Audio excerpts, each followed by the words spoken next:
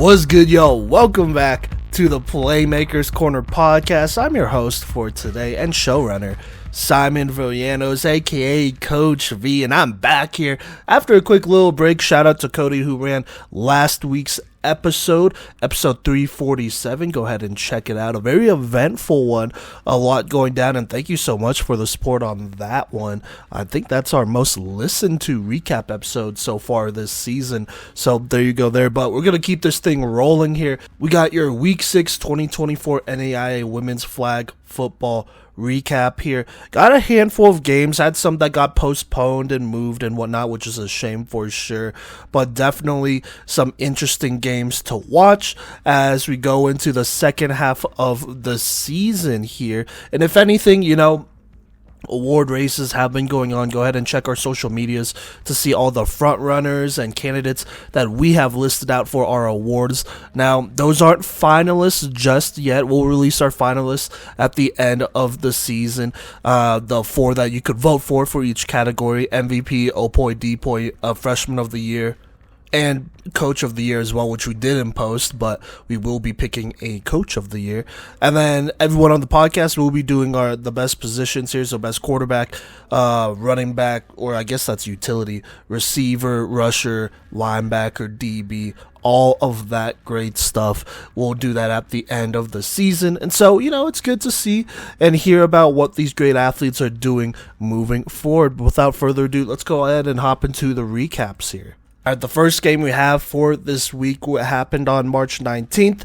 That's a Tuesday. We had newly numbered 2 Warner versus tied for 13th, at least according to our week 5 rankings. That's Florida Memorial in this one.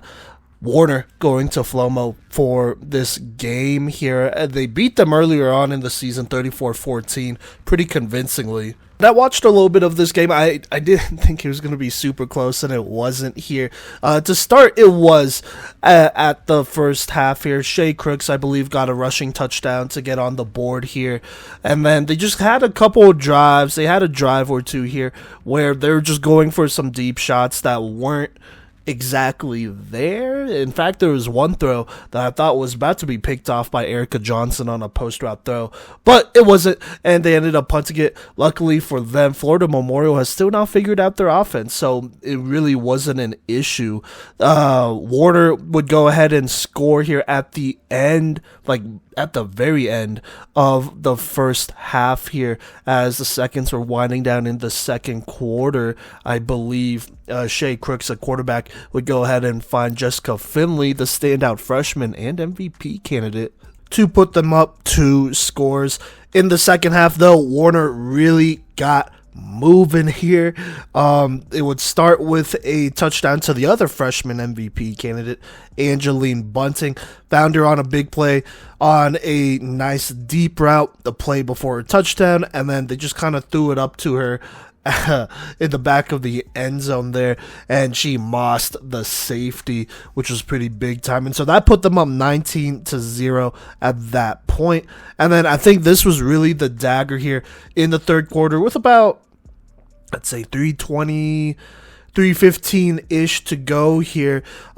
It looked like it was just going to be a check down play. Crooks dropped back and threw it to her center, Jade Mazziota, excuse me if I'm saying that wrong. And then she would go ahead and pitch it to Adriana Williams, who would just take it to the house, 50-plus yards to the house, to go ahead and make it a 25-0 lead. And then from there, it was basically over. Really not a competitive game here, as Florida Memorial just couldn't find anything on offense again. And then defensively, this time they definitely couldn't stop Warner once they started clicking and playing their game. Like I said, it's been a couple weeks, right? So you gotta ease back into it. But Warner would end up winning pretty dominantly, 44-0. Florida Memorial not scoring again, and I believe this is also the second straight shutout for Warner, which, I mean, you gotta absolutely love there if you're them. some takeaways. I don't have any box score stats here, unfortunately. Not that they would have really mattered. But, Warner, they got in here. They took care of business. Looked a little rusty on offense to start, but really got going here. These 44 points is the best they've done all season long. And granted, they did play Thomas, Flomo, and St. Thomas the prior 3 games. So those are some pretty tough defensive opponents. But for them to put 44 on FMU, that's big time. And so you got to love that. Their freshman receiving core, that duo of Angeline Bunting and Jessica Finley, dangerous. Defense is really good. I think they're just going to continue to get better as the year goes on. And so that's definitely going to be something to look out for. I think they're at this point, they're like number 2 in the country, right? So they are very much in that contender status, and this defense, along with their young stars, are really leading them there this season so far. For Florida Memorial, still undisciplined stuff happening over there, personal fouls, a lot of talking. There's a lot of talking after one touchdown, which I don't know why even, but I thought maybe a fight might break out the way she was talking. But shout out to the freshmen over there keeping their cool and not letting her get to them. I'm not going to call out names just yet here, but for Florida Memorial, just looks undisciplined. They have talent, right? They definitely have talent. They just got to put it together. But it also doesn't help that they're getting so many personal fouls and so many on the field, like really off the field stuff happening. It's not a great look, right? And you just got shut down 44-0. So there you go there. But Warner moves on and take them out 44-0. All right, moving on to the next day, February 20th, Wednesday. Baker would go ahead and play at the University of St. Mary. Baker in the top 10 at number 9 here, while the University of St. Mary's sitting at 17. This wasn't a super close game. Baker actually went up 19-0 at the half. Big play to start this one out in the first quarter. NAIA Waller completing a 46-yarder to Faith Phillips here, one of the standout freshmen for them. Waller then would get another touchdown in, I want to say, this first quarter. Or sorry, it wouldn't be the first quarter. It'd be the top of the second quarter. NAIA Waller running in a touchdown, and then I believe she would get another rushing touchdown at the very end here to go ahead and put them up at this point. So there you go. And this game was pretty much out of reach from there. Do have some stats, so I'll read that off pretty quickly here. NAIA Waller, 4 of 12, but for 147 yards and a touchdown, a long of 66. She also had 103 rushing yards and 3 touchdowns, as she made up for a lot of that there. Faith Phillips with that big 66-yard touchdown there. Destiny Martinez had some big plays. Jalen Harris had a 23-yarder, so there you go there. As far as defense goes, Destiny Martinez leading the team with I don't know if this is correct or not, but it says 18 tackles. That's still big time. Zabaleta with 9 right after her. Jalen Harris had a pick in there as well for St. Mary. This is kind of a tough loss here. I feel like this is definitely closer than what it would have been maybe just a couple weeks ago even. So I guess it's not that bad, but Cheyenne Brooks, 26 of 40, 234 yards, a touchdown and a pick, only 18 rushing yards. Talia Wright went to work here, 9 receptions for 87 yards. Latoya Mitchell with 13 receptions for 81 yards, and Sade Irvin, 2 receptions for 37 and a touchdown. And actually, I can't say that this would have been closer than what it was a couple weeks ago, because they played week 1, and that was very close in my opinion. This was obviously not as close, but with how hot Baker has been and the ups and downs of St. Mary, I I wouldn't have been surprised if St. Mary lost by a little bit more here. And, I guess that could be debated even as well. Regardless, though, Baker takes care of the University of St. Mary 26-8. Now, the next game we're going to talk about was also from March 20th, Wednesday. We had Midland now at number 8, facing off with number 19, Graceland. I want to say this was Graceland's first NAIA game, and so this wasn't going to be a close one. I didn't expect this to be a close one. This is Graceland's first NAIA game. At this point, Midland is pretty battle-tested. Had some good wins the last couple weeks, and they're like 5 or 6 games in, and so for them to play a team who's playing their first game and is a new program, that's tough. And it reflected as Midland took care of Graceland 54-0 here. I do have some stats. Let me start with Midland. Angel Ioane KO, a best quarterback candidate, by the way, went 17 of 27 for 176 yards and 7 touchdowns. Michaela Nunez had a passing touchdown as well as a pick, which is interesting enough there. As far as receiving goes, Aaliyah Livingston, 4 receptions, 52 yards, 2 touchdowns.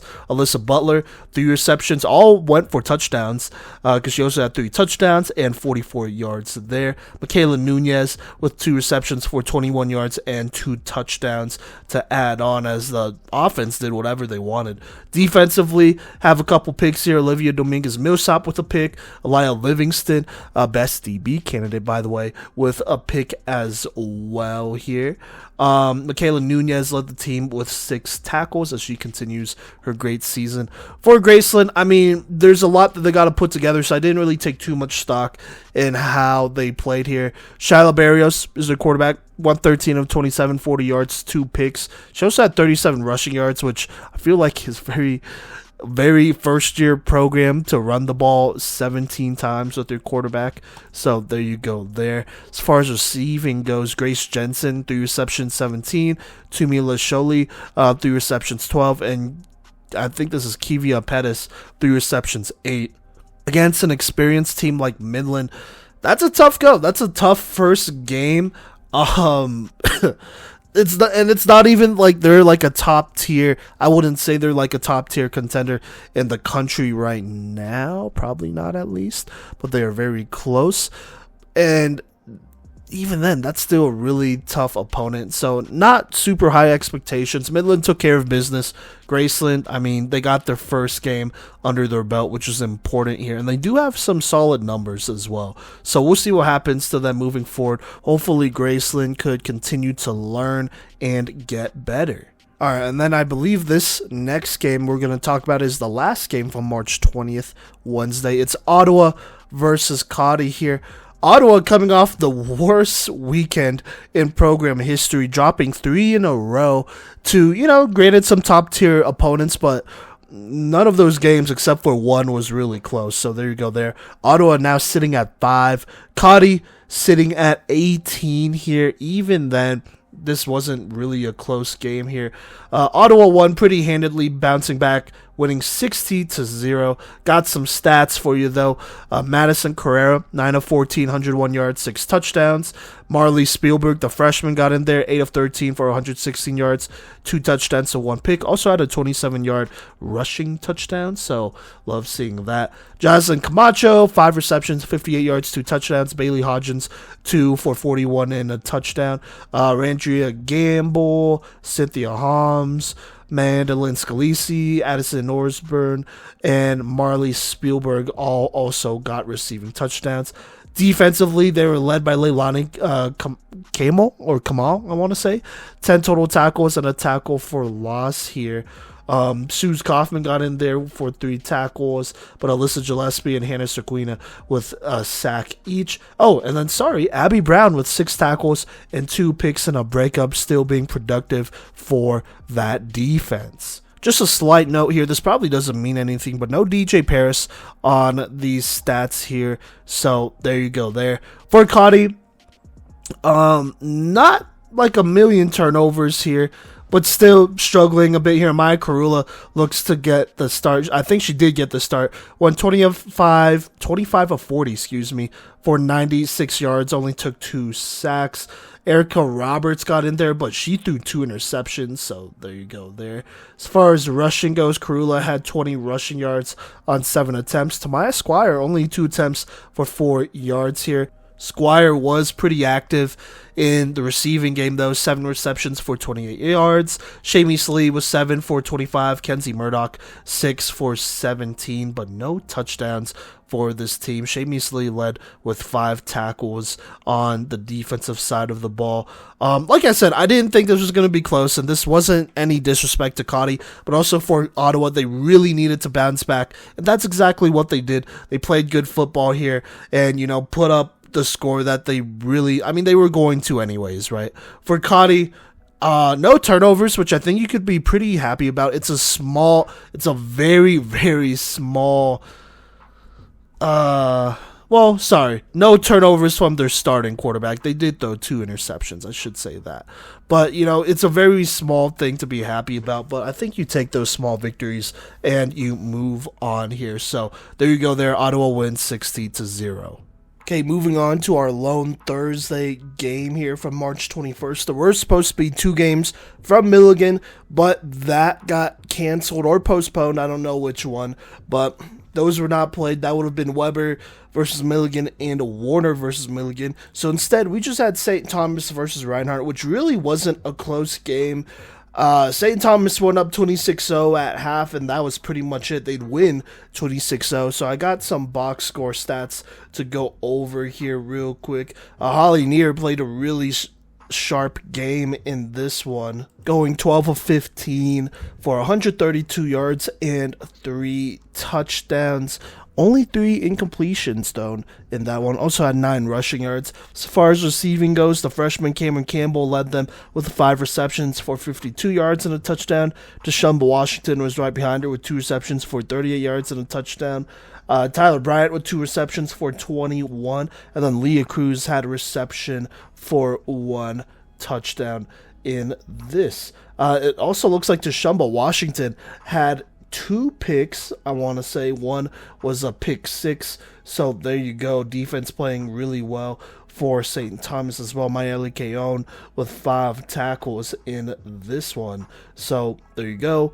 For Reinhardt, the struggle kind of continues here. Playing a really good defense, though. Alicia Wyatt, 12 of 23 for 56 yards and 2 picks. Anaya Moore with 12 rushing yards. Anaya Moore with 24 receiving yards and 5 receptions, really leading that defense. Offense. And then defensively, it was Deshae Branham and Adriana Brusmeyer, who each had 3 tackles, along with Caroline Small. A 3-way tie for that leading tackler spot there, as Reinhardt just couldn't really get anything going, and it was all St. Thomas that day. Moving on to the Friday slate of games, that's March 22nd. We had St. Thomas versus Life playing one of the other Georgia teams. St. Thomas ranked at 4 going into this one, Life at 16, and by the way, Reinhardt was at 11 before that blowout of a game that they got into. But let's go ahead and hop into this one here for St. Thomas. They would start with the ball and would start pretty quickly here. No Jada Graham for this game, by the way, but they went ahead and got Tyler Bryan involved pretty early on, who got them a first down to get started. Cameron Campbell, the freshman, would get them their next first down to get them past midfield. And then following that, Holly Near at quarterback would find Kaylee Miller, who would get some solid yards after the catch before pitching it back to Bryant. That would get them into the red zone just like that. After an incompletion on first down, on second down, Holly Near throws the out to Cameron Campbell, who almost gets in and scores, slipping a tackle here, but is stopped just short. So it's 3rd and inches, but it doesn't matter as Holly Near finds Maya Salas on the check down to give them the 6-0 lead with 8:24 left. Now, on the PAT, Near would throw to the back of the end zone towards her center, Leah Cruz, utility player Leah Cruz, I should say, to make it 7-0. Now, Life takes over here, but on the very first play, Quincy Jones would catch an interception off a dropped pass, a pass that was popped up into the air here, and would go ahead and return it, setting up St. Thomas in the red zone 10 yards away. And so St. Thomas would get the ball back here pretty early on with a chance to score, and after a first down incompletion on second down, Holly Near throws over the top here to Kaylee Miller in the back of the end zone to make it 13-0 with 6:54 left. Near would then make it 14-0, finding Tyler Bryant in the back of the end zone, or would be 14-0, except she was just slightly out of bounds, so it would stay at 13-0.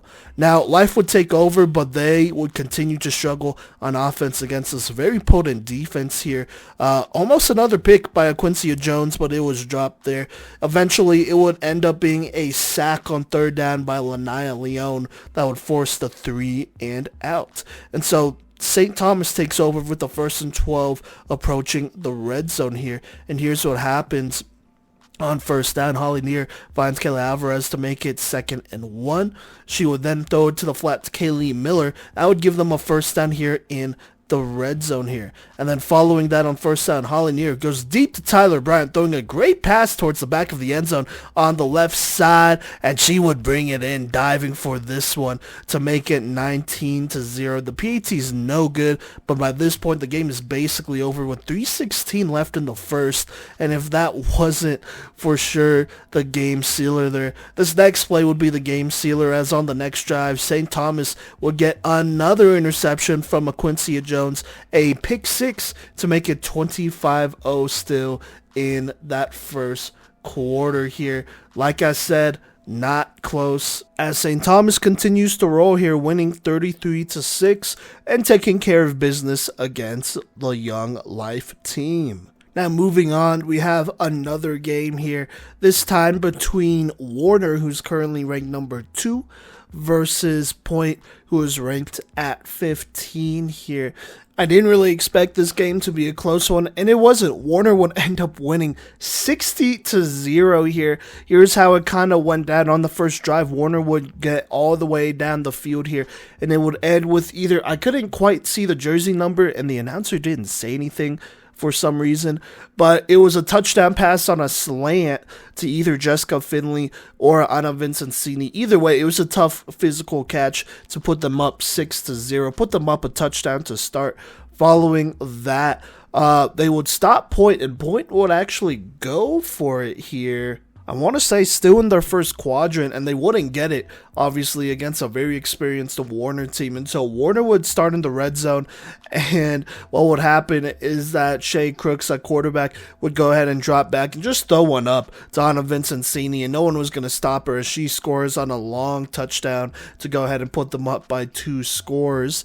And that was just the first quarter. In the second quarter here for Warner, they continue and put together a nice drive that will end with a little comeback throw, back shoulder throw to the standout freshman, Jessica Finley, who would catch it, toe tap it in to put them up 20-0, basically after the PAT.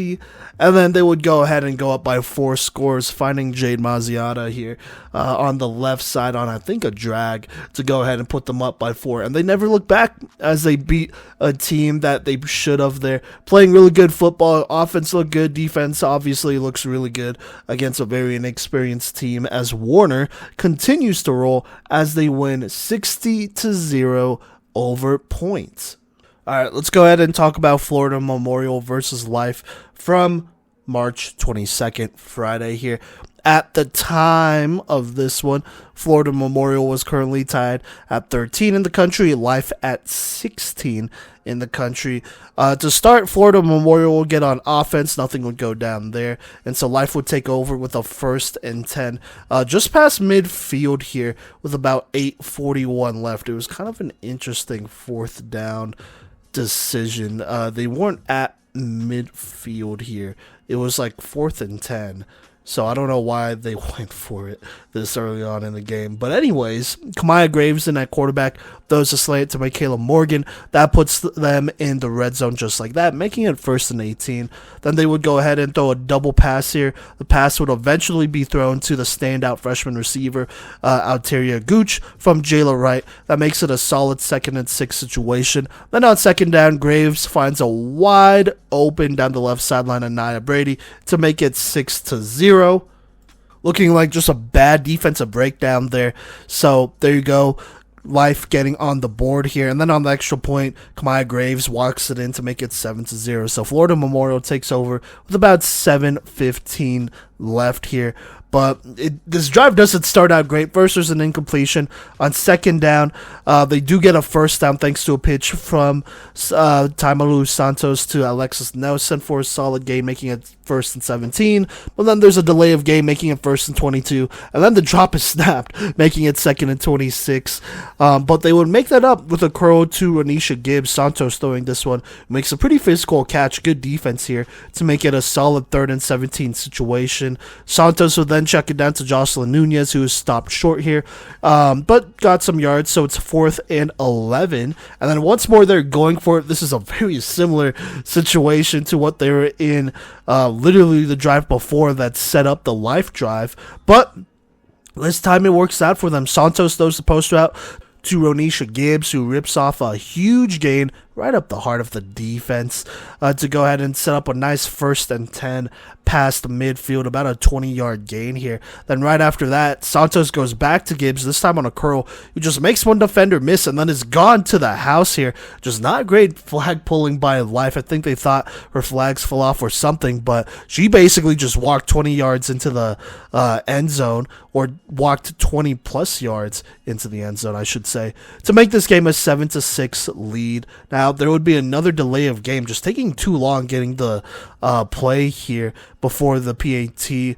But on the PAT, they would go ahead and call a double pass. It's incomplete. Luckily for them, there's a holding penalty thrown on the defense, so they replay the extra point and they get it. Santos rolls right and finds Gibbs, and they tie this thing at 7-7. A solid drive here. Ronisha Gibbs putting in a lot of the work for this drive, actually, but still a good drive there. Now, Life takes over with 2:09 on first down. They throw it, and it is almost intercepted here, but it is dropped, luckily for Life. And so that gives them a 2nd down situation where Kamaya Graves throws the post route to Alteria Gooch, who turns on the Jets and is gone 66 yards to the house to go ahead and put them up 13-7, replying pretty much immediately here.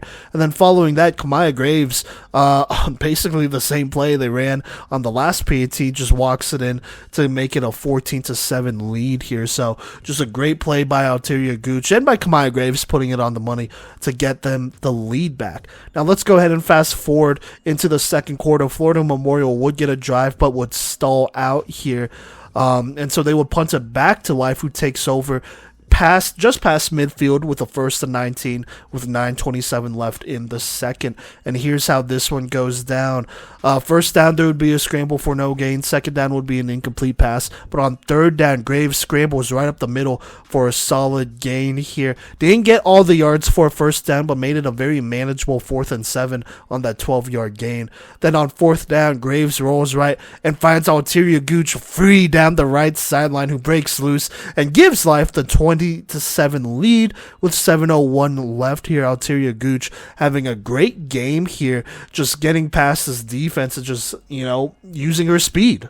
And so FMU takes over, trying to get something going here, but they continue to struggle. On first down, there would be a nice pass breakup from the defense. Second down would be incomplete. On third down, they would get some solid yards. Santos would throw the curl to Erica Johnson, but it would still be 4th and 9 here. And they decide to go for it. They are not at midfield, but they're approaching it, and here's what happens. Santos rolls right and throws it, but it looks like the ball is tipped, as it is way short, and so that is another turnover on downs right before they get past midfield. And so Life takes over past midfield with 3:49 left. And so here's what happens. Let's go ahead and go to 1st and 11 here. They call direct snap to Jayla Wright, who gets a solid gain of 6. Then they throw the out route left. That makes it 3rd and 2. And then on third down, Graves goes deep, but it is knocked away. A flag is thrown as that receiver kind of got hit at the end there. Another personal foul thrown on Florida Memorial. Surprise, surprise. And so that gives them another first down in the red zone. Florida Memorial, one of the most penalized teams in the country, and also, very prone to giving teams first downs on defense. And so, it's 1st and 14 in the red zone.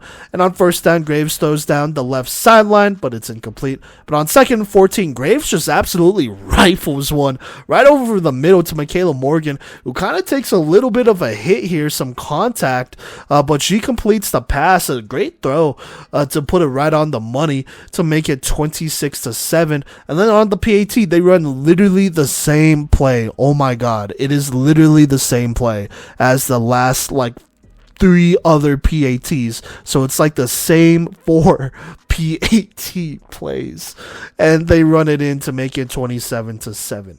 Now, Florida Memorial will try to get something going, but their offense would end up punting. They would get a break, though, as Life would try to check it down here when they get the ball back, just trying to run some clock. But Erica Johnson would jump this route and bring it to the house with a great pick 6 here, her second pick of the week.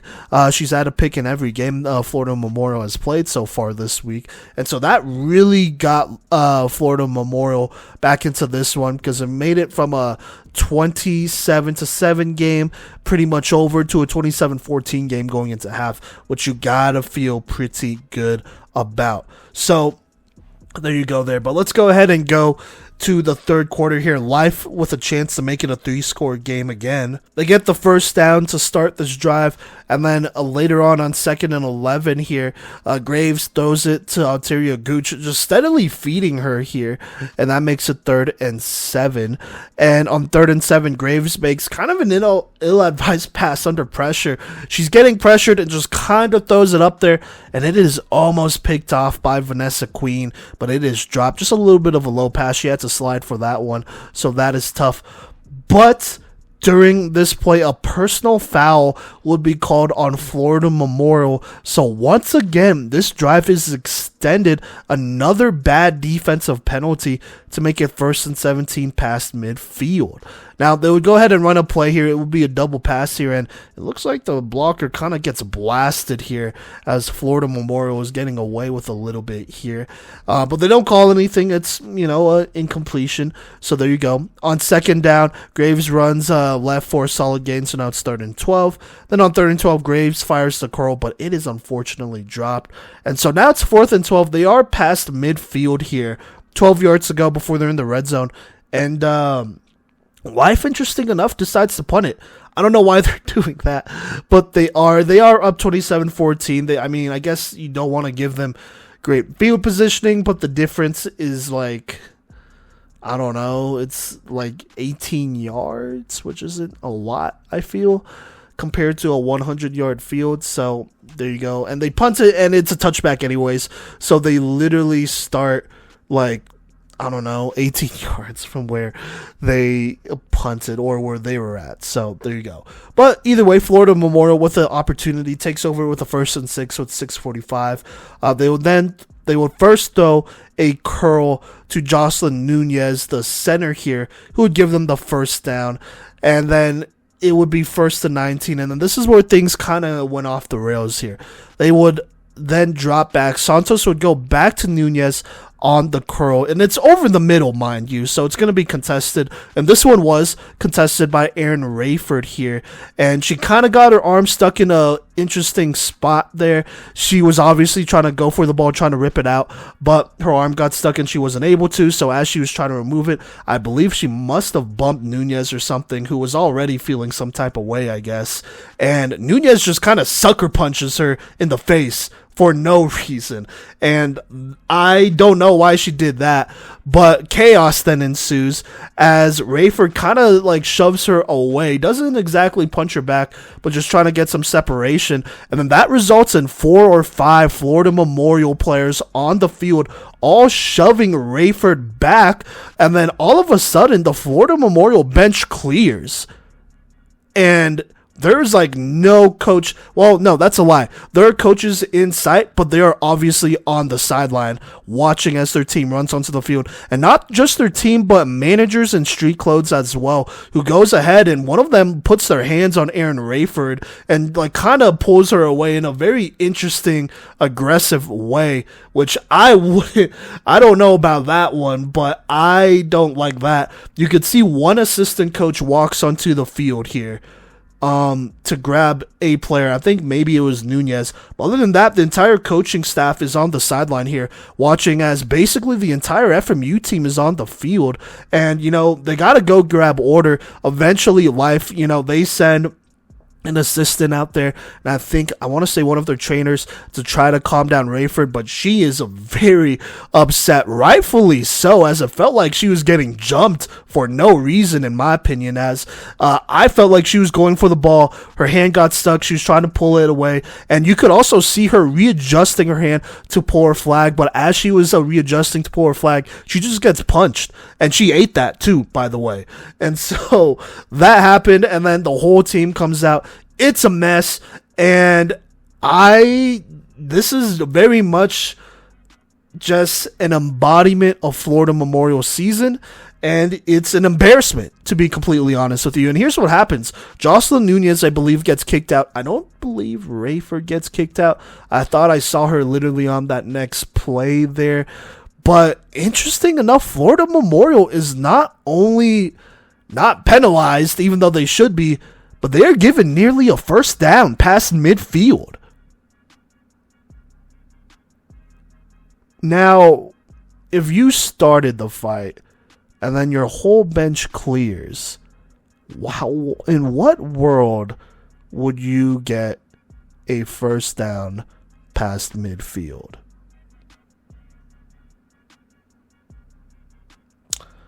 They were playing at home, Teddy Bridgewater Field. So you could definitely say there was some home cooking. I already alluded to this earlier on in the recap. There are a lot of plays, I feel like, that should have been penalties on FMU that they kind of just let slide, and that kind of just built tension. And I felt like the refs handled this incorrectly. Nunez, she got thrown out. That was literally the only thing they did right. I don't know why FMU got any yards on this play. It was a check down, so they would have had to made up 15 more yards to give them a first down basically past midfield, or a 1st and 1 just before midfield. It could have been that too. But either way, that is the wrong decision in my opinion. And, I'm not going to really cover the rest of this game. Let me go ahead and read off how this game ended, because it doesn't matter here. Life would end up winning 33-27. FMU, I guess, would score a couple more, but Life was always in control of this one here. Obviously in control of this one. And so they win big, upsetting Florida Memorial here, who was previously at 13. Life was at 16. Obviously, that is going to change a lot here. Don't have stats to go off of. I do have a couple reactions for sure. Let me start with Life. This is a team that has grown a lot in the past couple weeks here. They have been very impressive, along with Point, I would say, as two teams who have continued to learn and got better as they continue to realize themselves and develop. Altaria Gooch is one of the best receivers in this conference, easily. She's a freshman of the year candidate, I believe. Kamaya Graves has also played pretty good football. Some boneheaded decisions here and there, but I think you could expect that out of a freshman. I think the good definitely outweighs the bad here, and so you got to feel good about this one, as they played a very athletic Florida Memorial team who has a solid defense here for the most part. Right, they have a solid defense as far as athletically and matchups go. I would say no doubt about that. Them letting FMU get back into this one. I mean, the pick six, that was on the offense. They could have prevented that. Defensively, obviously, you want some things to go your way. I think maybe they were trying to not play as close, or I don't know. After the incident, maybe it was just a different vibe, and I'm sure it was. I didn't even bother watching the rest because I knew how this one would end anyway, so there you go there. But, for your life, you got to feel good, and that's pretty much it. Moving on, though, let's go ahead and talk about Florida Memorial. This is a dysfunctional program. This is arguably the worst in the entire country. The worst in the entire country. I've been extremely critical of them in the past here, as they've had, not in the past, but just this season here, as they've had so many bad personal fouls, penalties, cheap shots, in my opinion, that have ruined games and have ruined opportunities. There have been games that they've been in kind of close ones in, and, games that haven't been as close, but and the ones that were kind of close, and they lost because of themselves, and that's pretty much it. And that is kind of the main factor in all of those losses. They've lost because of themselves. And it doesn't matter how good or bad another team is, they're going to self-sabotage, and that's kind of where they're at. I'm going to go ahead and throw this back to the season preview here. I was very not sure about them firing their longtime head coach, Alvarez. And after this game, I don't think there's any way that you could justify keeping this coaching staff. It is obvious that they've lost control of their team with how many penalties they have. They lead the country in penalties, I'm pretty sure. Personal fouls as well. After this incident, which was just disgusting and not what you want from a college football program, not high school, but college, you really can't look at it and be like, oh yeah, they got control of their sidelines. Look at how many coaches fail to react to bringing their players back. They let almost their entire bench clear, and all of the managers on their sideline get on the field and put hands on an opposing player. That is unacceptable. And I swear to God, I'm not going to lie. If I was a coach on the other team, I would have handled that a lot worse, to be honest with you. Don't touch my players. You're not even in uniform. That's it.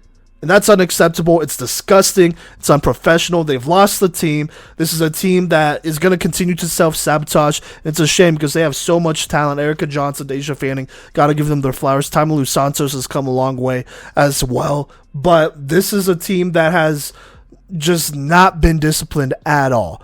And, I think there is definitely some bad apples on this roster as well.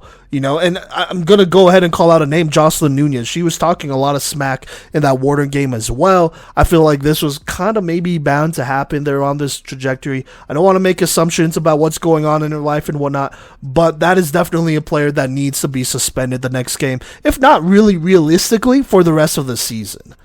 I'm going to be honest with you, which is only including after they play a game on Saturday here, which we'll recap in a minute. But that's only 4 more games. They're not going to make the Sun Conference tournament. That's just what it is, right? So you only have 4 more games. You might as well suspend her for the rest of the season. If you get invited to Atlanta, then you could play her then, I guess. But I think that would be the most appropriate because there's a very inappropriate action that she did. Look, there's incidental contact. It's physical. But it really looked to me that Erin Rayford was going for the ball, was trying to rip it, got her hand caught in a kind of awkward situation, and then was going to... You could see her readjusting her hand to go pull for the flag. It was very obvious there before she got sucker punched. That's unacceptable. Honestly, that's unacceptable. So I think that's definitely warranted a 4-game suspension. I don't think that's that crazy to say. If not at least 1. You got to do at least the next one here. I don't think, we'll see, I guess. The Reinhardt game hasn't happened at the time I'm recording this quite yet here, but just, you cannot have that happen. On top of, you cannot have your players storm the field. You cannot have, maybe not even players, but managers, students, whatever, in street clothes storm the field and put their hands on the opposing players. What are you doing? So it's obvious the coaching staff over there can't handle it. Look, if I'm the AD, I just admit it. You made a mistake. You made a mistake letting go of Alvarez. In all the years that Jonathan Alvarez was head coach, this has never happened before. This is the first big brawl, I would say, in women's college flag football. And this has been, it's not even that surprising, which is the sadder part. This has been building up for weeks as Florida Memorial has accrued so many personal fouls and have played so sloppy and have made some very interesting decisions and hits and, some cheap shots in my opinion. And I've talked about it. Check out the other recaps. I'm not just crucifying them here, but eventually enough is enough. And, I hate to say it, but they look like a dirty program. If a duck quacks, then you're a duck, right? So, I don't know, man. Florida Memorial, I just don't have any faith in them as a program. I think if you can't teach your pretty much grown, they're young adults, right? So they can make their own decisions. If you can't guide your young adults into not fighting and making cheap shots and, turning games into disgusting affairs week after week after week, and I'm not talking winning or losing, I'm talking about all the stuff that's happening in between, then I don't think you deserve to have a coaching job, plain and simple. And, hey, I don't care. I'd say it to your face too. But there is no excuses at this point. And if you're frustrated, you're frustrated. I get it. Quit. That's fine. Maybe you do need to get rid and cut some players here. And that's fine. But that is unacceptable for a college program. And it's a disgrace to the game, to be completely clear there. So there you go there. Florida Memorial, they lose. What's new? But they lose 33-27. This wasn't a close game at all. Great win for life here for FMU. This definitely confirms a lot of things for me personally, and so we'll talk more about it when we get to power rankings. All right, getting to the Saturday games, or more of them, from March 23rd. On Saturday, we had Point going to Weber all the way in Florida here. Last time they played was pretty recent, actually just a week ago on Saturday, where Weber pulled out a tough one, 28-24 in a close one here. And like I said, Point going into this game ranked at 15, Weber at 7.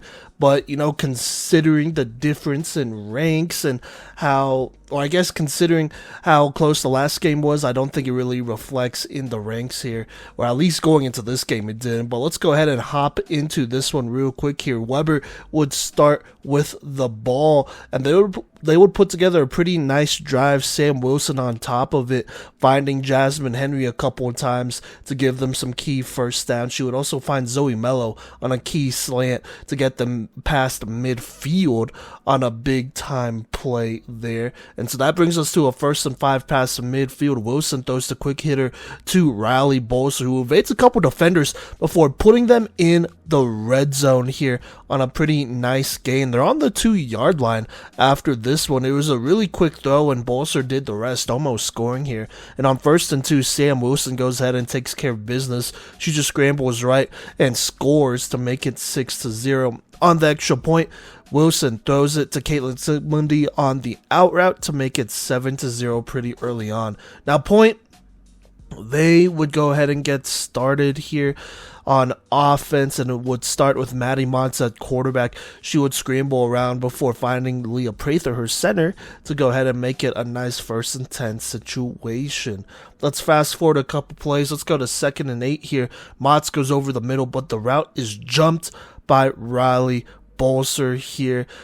Great interception by her. She looked like she was anticipating this, knew that tendency, and made her pay with a big time pick. And so now it's 1st and 4 for Weber, approaching the red zone here past midfield. And here's what happens on 1st down. Wilson decides to scramble right before pitching it to Caitlin Sigmundy for a solid gain. So that would give them a 1st down in the red zone, 1st and 11 to be technical there. And on this down here, Wilson throws a dart over the middle to Cheyenne Duran to make it 13-0. On the PAT, Wilson throws the fade to Riley Bolser, who gets the jump ball to make it 14-0. Weber going up 2 scores real quick here. Now, Point, they had to stop the bleeding at some point, and so that is their goal here on this next drive. This would be a vital drive for them, and it would start out pretty promising. Motz would go ahead and pitch it to Jordan Palmer for a nice 1st down, but a couple plays later, we find ourselves in a 3rd and 14 situation, and I don't know if this was maybe the primary read here, but Motz would throw the swing route to Aaliyah Nathan, which would go for a small gain, only 5 yards, so it would be 4th and 9, and so Point would decide to punt it here. Or at least it looked like they would punt it, but I guess Weber committed a penalty, so that would force another 4th down situation, this time obviously a little bit closer, and so they go for it here, but it doesn't matter. Motz tries to scramble for it, but she is sacked by Jasmine Henry, so that's a turnover on downs, and so now Weber has a chance to go up by 3 scores. It's 1st and 15 past midfield, still the 1st quarter here, and after a curl throw to Leah Bailey on 2nd and 6, Wilson throws the out to Riley Bolser, who makes the first defender miss before turning on the Jets for a big 26-yard touchdown. Weber goes up 20-0. Wilson throws another out to Sammy Gonzalez to make it 21-0 in the 1st quarter, as this game is basically over at this point. Just skipping a little bit ahead here. In this one, Wilson at the end, or kind of not even at the end, at the 8-minute 18 mark here, it's 3rd and 3. Wilson would throw the out route to Bolser, who would then pitch it to Sammy Gonzalez. That would give them a tough 27-0 lead. Then the PAT would go to Caitlin Sigmundy on the out once more. They basically ran all out routes on their PAT tries to make it 28-0 with about 8:18 left. And that was basically it at this point. Weber would end up beating Point dominantly 47-6. I think I got my player of the game as Sam Wilson. She was on top of it once more. She's been playing really good football so far this year. There's a reason she's in our best quarterback award conversation, as she has been lighting it up. Got to listen in on what Coach Molesky, head coach, of Weber had to say about this one here, and he was pretty happy. Let me get the quote right here. He said, "It was a great team win today. We finally started playing like I know we could, and we're starting to put things together. We are looking forward to what the rest of the season will bring to us." So there you go. There he also just kept saying they put together a really good game, and I'd have to agree. Offensively, they're on top of it. Riley Bolser has really emerged as a big time offensive option for them. She's tall, could jump out the gym, super athletic, and she's also in soccer season right now too. So she had to play this game after a soccer game, I believe.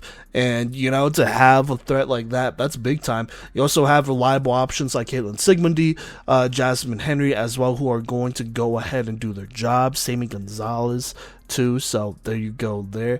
Defensively, I mean, they played well. Really good pulling in this game, I would say. Really good flag pulling. I guess this is more of a schematic thing, but they forced Point to throw the ball short a lot here, and then just made those pulls, and got in there and played with a lot of good energy. So absolutely love seeing that. For Point, it just wasn't their day. Offensively, they just struggled to get some things going. They found themselves in a really quick hole here, which you could probably put the blame on the defense for not having more, just stopping it, right? They had some bad flag pulling on the one out route on the out route to Riley Bolser here in the first quarter, late in the first quarter, that would put them up 21-0. It was just really bad flag pulling, and you just cannot have that. That was probably a play that should have been stopped at the line. So it's tough, but Point, they're a young team. They're going to figure it out as they go. This was also an away game, I believe, too. So a couple different factors to take in consideration. But regardless, Weber really solidifies themselves, in my opinion, as a top 7 team in the country. One of the top teams in the country. Because, Coach was right. They are putting it together right now. Offense looks really good. Sam Wilson has been on top of it, playing really sharp football all season, which you can't say about every quarterback in the country right now. Defensively, they continue to get better. Offensively, outside of Wilson, other players are stepping up and doing really well. And so we'll just have to keep an eye out on this team here, as they will get a pretty good test against St. Thomas. And we'll see how high the ceiling for Weber truly is as they continue to get better. But Weber takes care of business, beating Point 47-6. All right, let's continue talking about Saturday games here from March 23rd. But we got a good one here. Number 3, Thomas traveling to number 1, Keiser here. This has been a great rivalry, and I honestly, I don't know if you could call it that. I think you can, because the majority of their games have been decided by one score. They've had 7... Let me make sure I'm getting this right. I'm pretty sure they've played 7 games, like leading up to this game, obviously. They played 7 games, and Thomas has won each and every one of those games, if I'm not mistaken. Sorry, this would be their 7th game. They won 6 of the last couple games here. All of them not too crazy. The only one that was not decided by less than 2 scores was a game they had last year on March 30th, 2023, where Keiser lost 25-6. That was a pretty dominant win for Thomas. So Thomas has really dominated this matchup, but don't get it twisted. This is definitely one of the better rivalries in the entire country. And a battle of contenders here. Number 1 Keiser versus number 3 Thomas. This easily can be a preview of this year's national championship or semifinals as well. And so without further ado, let's go ahead and hop into it. Thomas, they go ahead and start on offense here. Alexa Wilson at quarterback. She gets it started by throwing the hitch to NAIA Brown. That would give them the first down of the game, a 1st and 19. Fast forward and in completion, it's 2nd down here. Wilson throws the curl route to the freshman Maddie Hoagland, I believe that's how you say it, for a solid gain, making it 3rd and 14. And so here we go, 3rd and 14. Approaching midfield, Wilson goes back to Brown on the curl, who gets a solid gain, but is stopped just short of the 1st down. So now it is 4th and 4 here. And Thomas decides to call timeout. The first timeout of the game with about 8:48 left, as they will be going for it. And so here we go. Thomas deciding to go for it. Wilson drops back, gets a snap, and throws a dart to NAIA Brown on the slant, who gets a solid gain. And most importantly, a 1st down past midfield. But like I said, a pretty good gain here. It's now 1st and 5. Off of a gain of around 19, I want to say. A lot of that after the catch, but still big time. 1st and 5. It's a check down. It goes nowhere. So that brings up 2nd down here. And on 2nd, Wilson drops back and throws a dot on the post route to the freshman Maddie Hoagland, who catches a great throw. I thought maybe she would have scored here, but they mark her down on the one, just short of the touchdown. So it is 1st and 2, I would say, actually, in the red zone here. So 1st and 2. They go ahead and sub in Kiana Cole, and she rolls out trying to throw it, but it is short and incomplete. Then it looks like Wilson comes back in, or I guess just kidding, Cole is under center, I should say, sorry, and she rolls right, throws the corner to NAIA Wood here. It's a little far here, but it is dropped, so that brings up 3rd down. That probably could have been caught, though, I'm not gonna lie. And on 3rd down, now they put Alexa Wilson under center, and Wilson under pressure tries to throw it towards the back of the end zone, has a receiver, but is just slightly off the mark. So now it's 4th down here, and Thomas calls her 2nd timeout already with about 4:12 left here in this 1st quarter. And out of the timeout, Wilson, she gets a snap, tries to throw it to Hoagland in the flat here, trying to get a quick little throw, but Hannah Jays plays it all the way and gets her hands on the ball, knocking it away. So that's a turnover on downs. Clutch play by her. I thought maybe there was a chance it could be picked, but it was kind of out there, and so for her to just get a hand on it and knock it down, that's big time. And so Keiser takes over with the 1st and 18 with about 4:09 left. Jasmine Roden in at quarterback. She throws it to fellow grad student Brianna Hernandez Silva, who gets a couple, gets them into a safer spot. It's 2nd and 14 here. And on 2nd down, Roden throws a slant to Kennedy Foster, who goes ahead and gets the 1st down. Now on 1st and 19, Haley Young now under center, throws one on the post, but it is too low here and incomplete. But a penalty is thrown against Thomas for holding. So now it's 1st and 15. Haley Young still under center. Jasmine Roden not injured, but running a little 2-quarterback system here. Young gets the snap, and then she kind of just throws it up to Ashley Clam here. It is well defended and contested, but ultimately it is dropped by Clam, so that's incomplete. So now it's 2nd and 15. Young still in under center. She throws kind of a dangerous pass over the middle, and so it's incomplete there. Then on 3rd and 15 here, I believe Young is still under center. This is kind of an interesting decision right here for Keiser. But Young is under center by the freshman standout rusher, Caitlin Herb, and so she's forced to throw it away, and Keiser has to punt. So kind of a promising drive started by Jasmine Roden, and then just not getting anything when Haley Young got up in there. So Thomas takes over with the 1st and 4 approaching midfield. Let's actually just go ahead and fast forward to the 2nd quarter. It's 3rd and 2 here. Wilson throws a quick hitter to Brown that gets them across midfield. After a drop, it's 2nd down here, and Wilson throws the out to NAIA Wood, who makes a player miss, but doesn't get too far as she makes it a 3rd and 11 here. On 3rd down, she would then go back to NAIA Brown, who would get a couple, but not a 1st down, so that's 4th and 5. And on 4th and 5, Wilson drops back and throws a pass, which is almost picked off by Sydney Woodman, but it is dropped here, which is arguably better because maybe her flag would have been pulled before she could get back to the spot they would have started at anyways. But regardless, it's a turnover on downs. A great play by Sydney Woodman here. So Here we go, Keiser with the ball, still tied 0-0 with about 8 minutes left in the second quarter. Let's go ahead and fast forward to 2nd and 9 here. Roden tries to go back to Kennedy Foster on the drag, and she does. She makes it 3rd and 2, and then on 3rd down, Roden, feeling the pressure, pumps this ball here, fakes out the defender who gets her in the air before throwing the dig to Ashley Clam, but Kiara Knight plays this one extremely well and gets in there and breaks it up. So now it's 4th and 2 here, and on 4th down, Roden goes back to Clam over the middle, who this time gets the catch and gives them a first down pass midfield. 1st and 15 to be specific there. After a couple checkdowns to Brianna Hernandez-Silva, it's now 3rd and 7 here. Roden rolls right before launching one deep to Kennedy Foster here, and it is incomplete, but there is a holding penalty thrown on Thomas, so now it's 3rd and 2 here. And on 3rd down, Roden just scrambles right, spins, and gets a pretty solid gain here after that spin.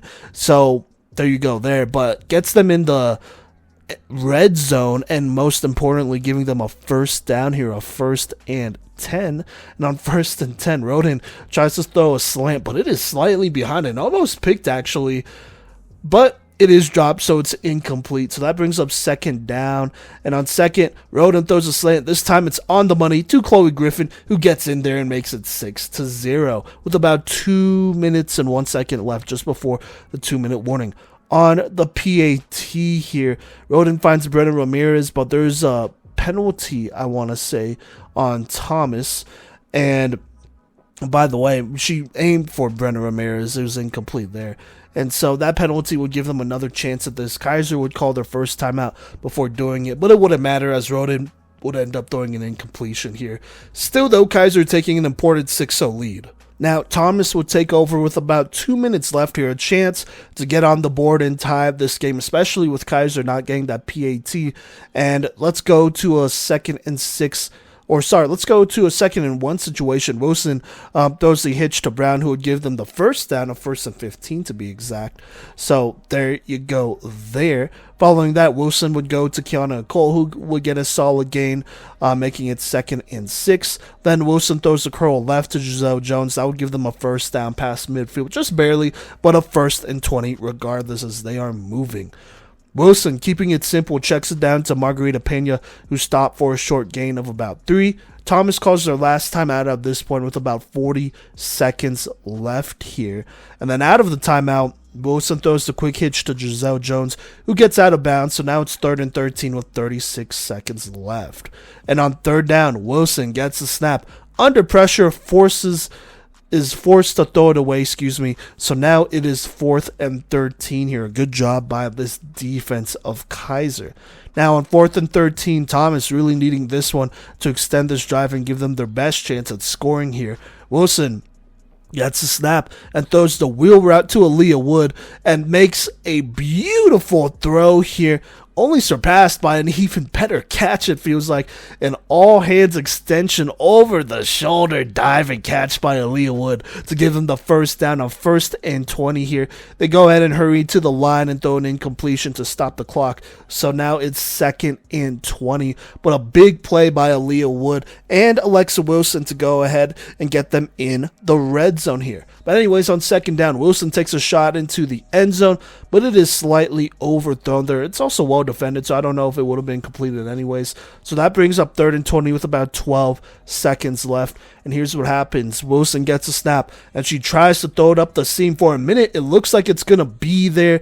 The receiver is going to be able to just clear the either linebacker or DB and catch it right before the safety could get there. But Ashley Clam saw this all the way through and actually kind of baits her into making this throw as it is.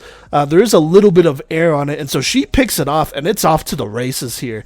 And she pitches it to Kennedy Foster, who then pitches it to Emma Wagaman, who then jukes and makes a player miss. I believe that's Janae Scott, and would have almost scored if it wasn't for Alexa Wilson eventually tracking her down to stop what would have been a dangerous pick six here with so much speed on this field here for Keiser on defense.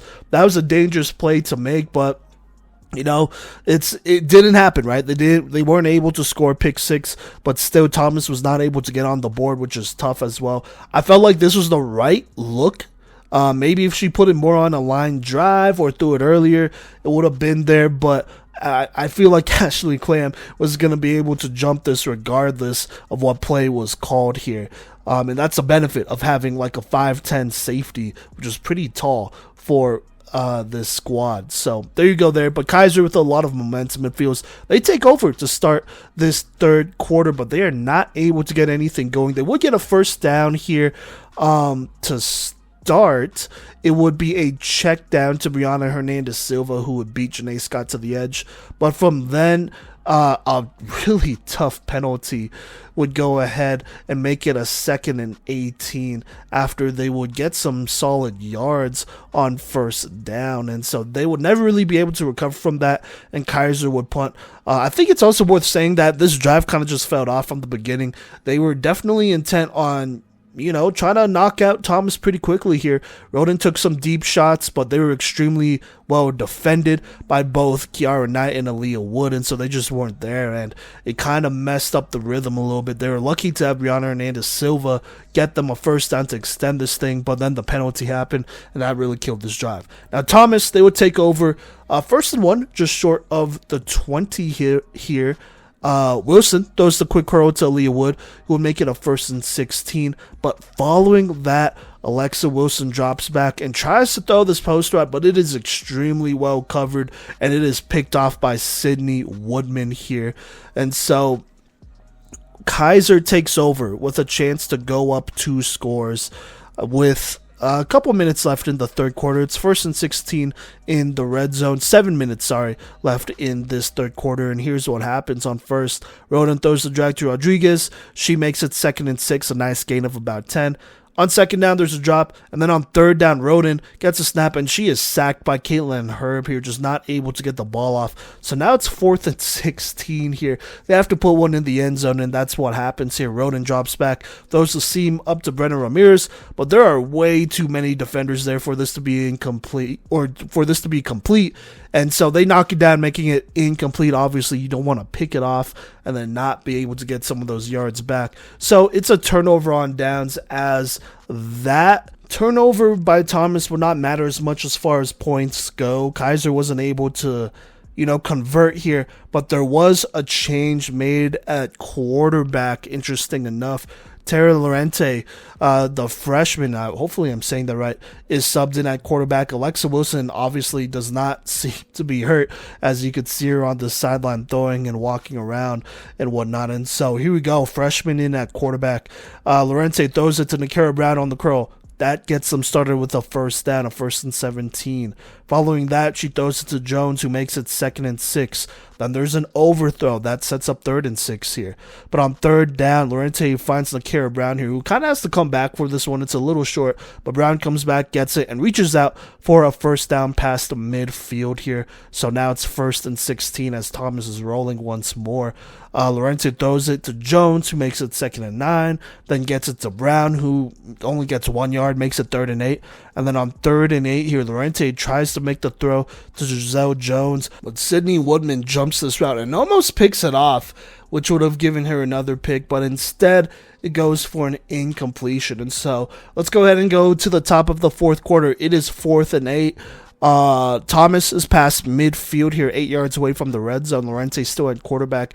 She gets a snap, but she feels the pressure almost immediately, tries to check it down to Seals, but Samaya Bryan is there and stops her way short, actually stops her from getting a gain at all. So it's a turnover on downs.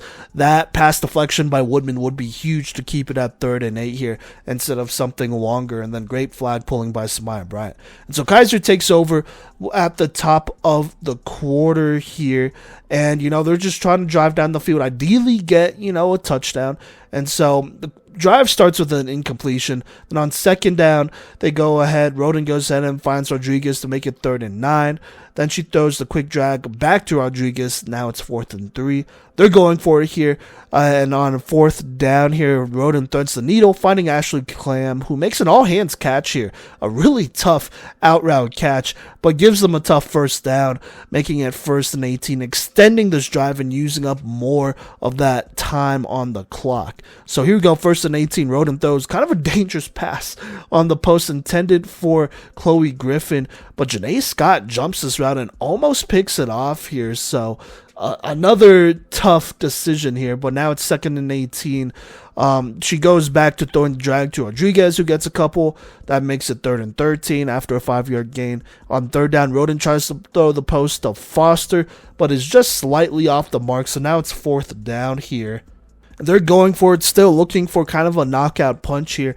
And Roden evades the pressure, steps up in the pocket, and throws it deep to Chloe Griffin on the post, looking for a touchdown here. But it is just slightly off the mark, and it's also really well covered. Even if it was on the mark, it would have been contested anyways. And so that's a turnover on downs. Just the wrong decision. You only needed 13, not 33. And so that's another turnover on downs for Keiser. Now Thomas takes over, 1st and 7 with about 6:47 left here. And on the first drive, or really the first play, Lorente just makes a bad decision and throws a pick to Sydney Woodman here, who gives Keiser the ball back. Just like I said, eye discipline not being the best here. And so Keiser takes over once more with 6:40 left, but they unfortunately go 3 and out here. A drop snap would make this 2nd and 25, then there would be an overthrow, and then Sanaya Glover would knock away one of these passes, and so they would go 3 and out. Thomas would take over with 4:41 left here, and then they kind of make another interesting decision. They sub back in Alexa Wilson, but they keep Lorente out there as an obvious quarterback option, not really as much as a receiver. And so 1st down, Wilson throws it to Lorente, who scrambles around, reverses fields, like goes from the left sideline almost to the right sideline, eventually finds LaKara Brown for a solid gain, making it 2nd and 2 on a gain of 16. On 2nd down, Wilson then checks it down to a Cole, who gets them across the midfield here, so they're driving once more. Now 1st and 19, Wilson throws the curl to Brown. That goes for 6 there. 2nd down here, Wilson tries to throw it up the seam tonight, but it is slightly overthrown and still well defended, so 3rd and 13 here. On 3rd down, Wilson takes what's there underneath, throws the hitch to Leah Wood, who gets a couple, so now it's 4th and 7, as she wasn't able to get the 1st down. The 2-minute warning hits, and so it's 4th and 7 after the 2-minute warning. Here's what happens. Wilson gets a snap, throws it to Lorente, who tries to shake the defender before kind of throwing it off platform here to a receiver over the middle. But no one's really there, and it's off the mark, and so it's another bad incompletion. A turnover on downs, as the freshman has struggled just a little bit, it feels like here. And so Keiser takes over with 1:51 left, and they basically run this thing out here.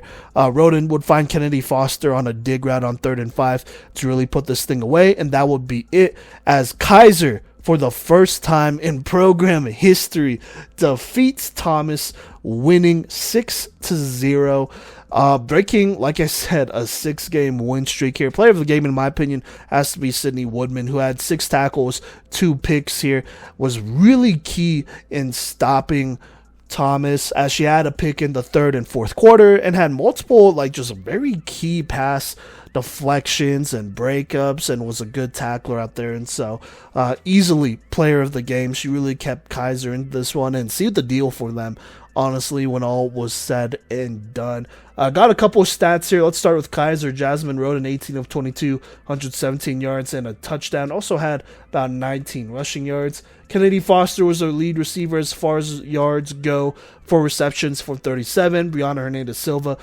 7 receptions for 35. Chloe Griffin catching the lone touchdown in this one. As far as defense goes, Keiser's defense played really well. Sophia Caprio with 8 tackles. Sydney Woodman, like I said, 6 tackles, 2 picks, 2 big-time breakups as well. Kennedy Foster with another 6. Ashley Clam with that big-time interception at the end of the half that almost went for a pick 6 there. That was big-time for them. Now for Thomas, Alexa Wilson, 21 of 32 for 149 yards, 2 picks. it wasn't the worst, I guess. I mean, they only lost by 6 points here. The only pick that was truly bad was the one in the second half. The one in the first half, it was like, I see who the target was, and it was just the wrong type of throw, and the timing was slightly off. So that's fixable there. The next one was pretty bad though.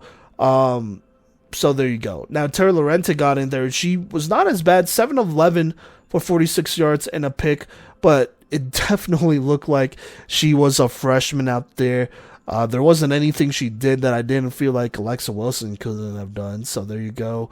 As far as receiving yards go, Nakira Brown led everyone with 12 receptions for 97 yards. Aaliyah Wood, 4 receptions for 30 in this one.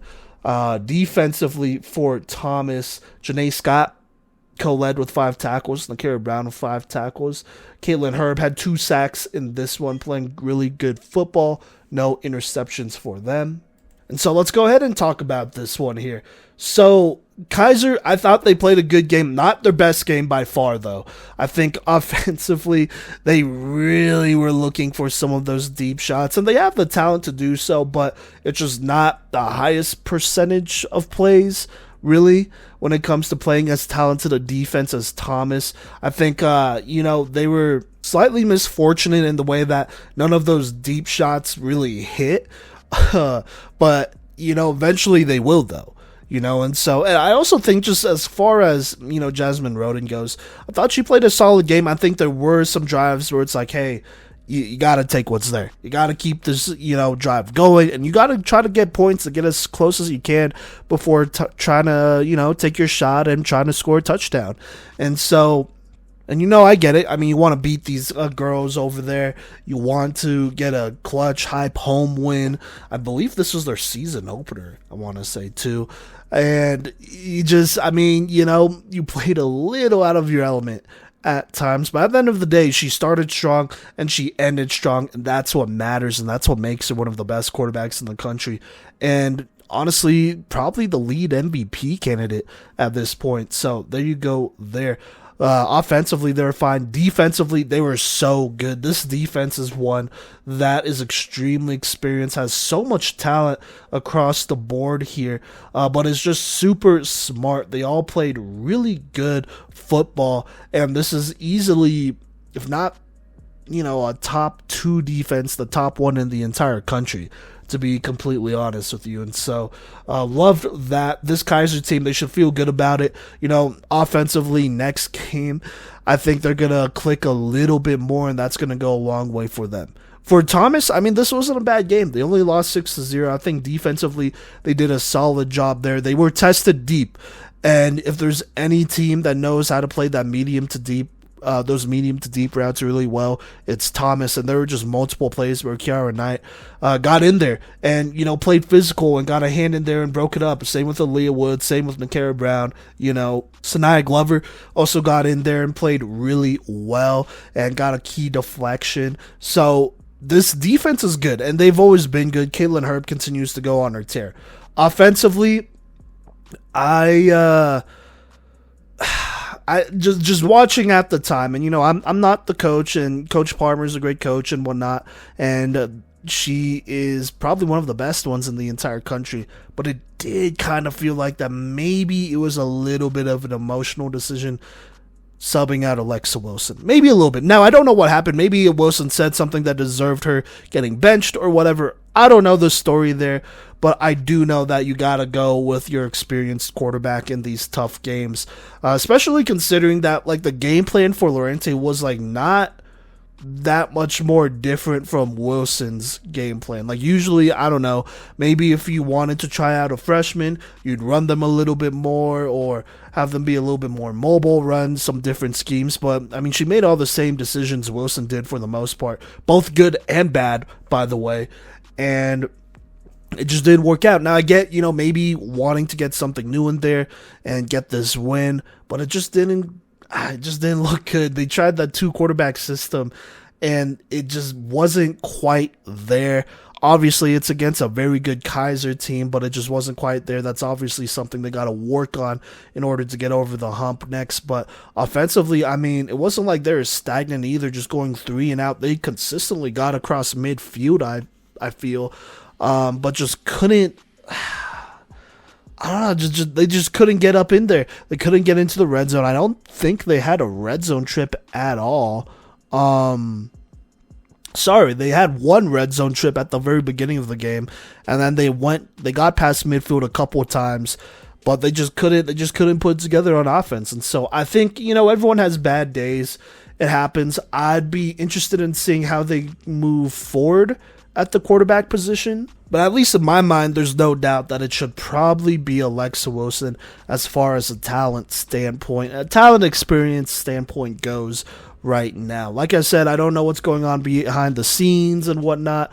I'm sure there was something there that warranted it, but in the moment, I just felt like taking out your more experienced quarterback in the third quarter maybe wasn't the best idea. As far as it comes to, the purpose of winning, obviously you want to keep your culture, though, and you make those decisions to preserve the culture, but it is what it is, right? And so Thomas, they dropped this one, which is tough. This would have been a key one to really get them, in the driver's seat here as far as, I guess it doesn't matter that much, as far as regular season, conference champs go and whatnot. Beating Keiser would have moved them up in the rankings as well.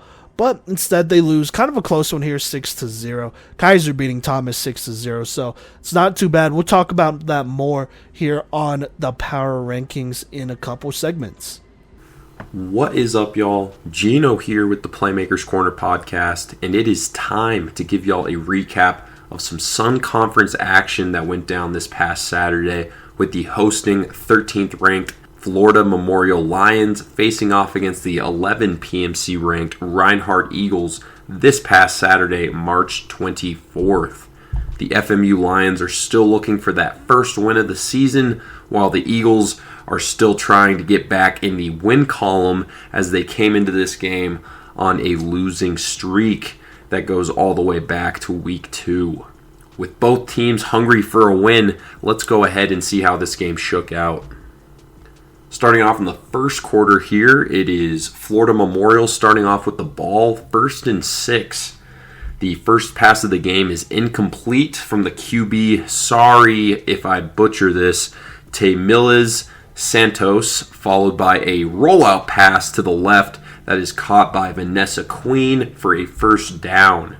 On 1st and 19, a pass intended for Erica Johnson is overthrown, and then a slant to Renisha Gibbs is dropped to make it 3rd and 19. A false start flag makes it 3rd and 24, and then the third down pass intended for Johnson falls incomplete after some pressure from Anaya Showers forces a bad pass. Florida Memorial will set up to punt here. Janaea Thomas takes that punt and makes a crazy cutback and makes her way across midfield to give Reinhardt great field position to start this drive.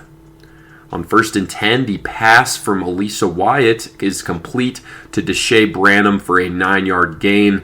Wyatt then hits Anaya Moore on a curl route to give the Eagles a first down in the red zone. On 1st and 17, Wyatt fires a great pass to the end zone, but the touchdown pass is dropped to make it 2nd and 17.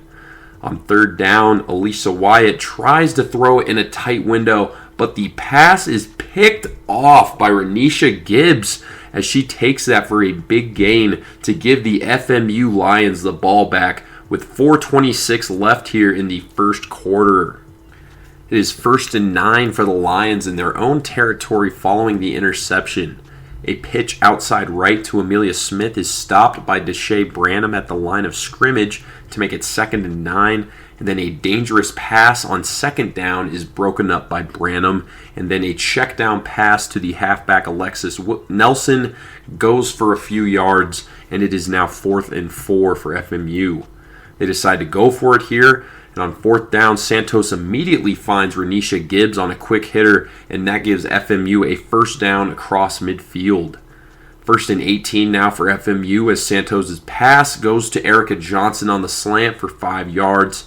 And then a 2nd down pass over the middle goes to Diamond Hayes as she is down just short of the first down, as Reinhardt is really struggling to get that initial flag pull here on this drive. On 3rd and 2, a power option goes to Alexis Nelson as she gets the first down, and that puts FMU in the red zone. And that play takes us to the end of the first quarter. In the second quarter now, it is 1st and 16 in the red zone for FMU to start off here. Santos takes the snap and launches one to the end zone, and Vanessa Queen makes an unbelievable leaping catch over 2 defenders to give FMU a 6-0 lead with 11:55 left in the second quarter. That was just a ridiculous catch by Queen to give FMU the lead here on the first play of the quarter. Pass interference on the extra point gave FMU another chance at the extra point, but that following pass falls incomplete. So it is 6-0. Florida Memorial has the lead. 1st and 6 now for the Reinhardt Eagles as they prepare to answer.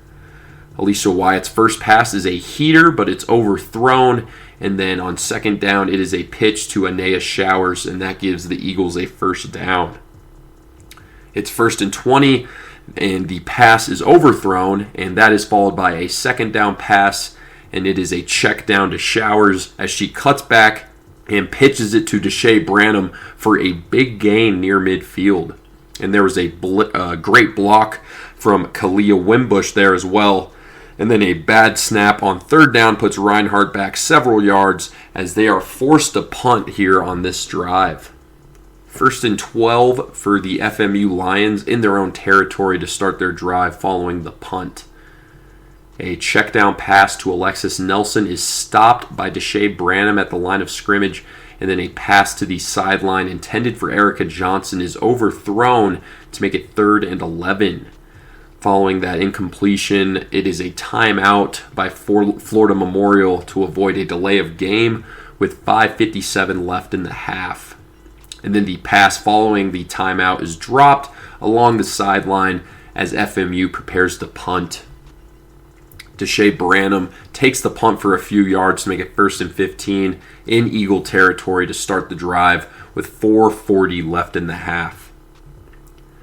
A pass to Janaea Thomas is caught as she gets some nice yards after the catch, and it is now 2nd and 5. The 2nd down pass goes to Anaya Moore, and she makes a big play here to give the Eagles a first down across midfield.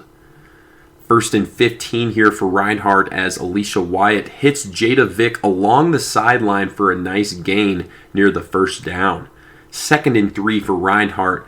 Wyatt avoids the sack and runs it herself for a nice gain for the Eagles into the red zone. 1st and 15 here for Reinhardt. And then FMU decides not to send any rushers here on 1st and 15 as Wyatt launches one to the end zone that is overthrown to make it 2nd and 15.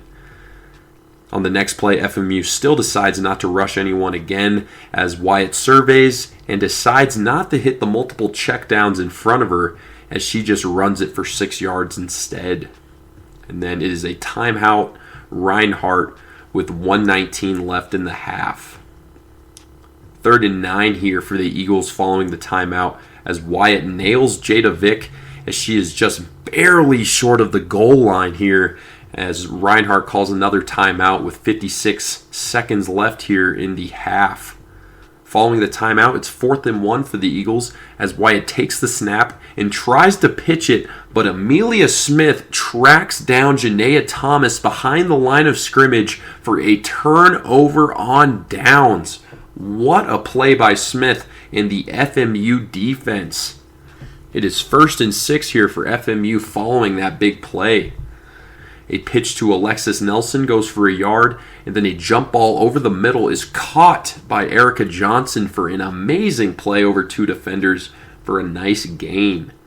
1st and 15 for FMU as they call timeout with 12 seconds left in the half, and they are going to try and score here before the half. A deep pass to Vanessa Queen following the timeout goes out of bounds with 2 seconds left, and then a check down over the middle goes to Alexis Nelson for a few yards, and that play takes us to halftime. The FMU Lions lead the Reinhardt Eagles 6-0 here at halftime.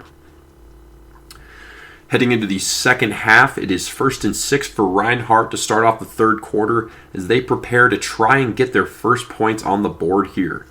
The first snap goes to NAIA Showers, and she tries to pitch it back, but the pitch is out of reach for a loss of 1. 2nd and 7 here for the Eagles as Wyatt tries to hit Jada Vick along the sideline, but tight coverage from Ania McKnight forces an incompletion. On 3rd down, heavy pressure from Deja Fanning and Faith Scott forces Wyatt to throw a check down in the dirt, and the Eagles will punt here. FMU takes the punt across midfield to make it 1st and 17 for them to start the drive. Ania Showers forces an incompletion, and then a pass to Vanessa Queen goes for a nice gain near the 1st down. 3rd and 4 here for FMU as Reinhardt calls timeout with 7:50 left in the quarter. A pass to Erica Johnson following the timeout gives FMU the 1st down into the red zone. 1st and 17, Erica Johnson runs it outside for 4 yards, and then a check down pass to Johnson goes for a yard. 3rd and 11 here for FMU as Santos rolls to her right and finds none other than Erica Johnson along the sideline as Johnson takes it in for the Lions touchdown. That puts FMU up 12-0 here with 5:06 remaining after the point after is no good. Reinhardt really needs a score here as it is 1st and 6 here to start their drive.